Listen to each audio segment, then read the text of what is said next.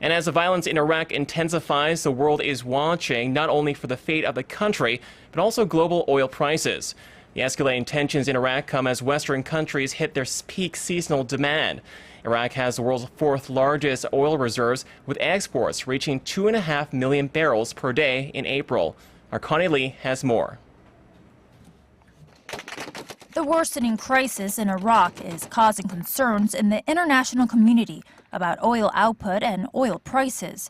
At production of about 3.3 million barrels a day, Iraq is the world's second biggest oil producer after Saudi Arabia in the Organization of Petroleum Exporting Countries, or OPEC.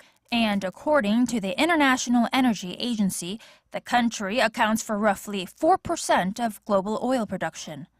Making matters worse, OPEC says that global consumption will increase sharply in the last quarter of 2014, and the organization plans to produce more to meet demands. Worries of a civil war breaking out in Iraq have startled markets and pushed the international benchmark to a 3-month high above $110 a barrel. We are still very sensitive to what goes on in the Middle East. There's no question that spills over, and that's reflected in the Brent price usually. And it's a global market, so everything is interrelated. So what goes on there affects us also. Surging oil prices could also have an impact on Korea.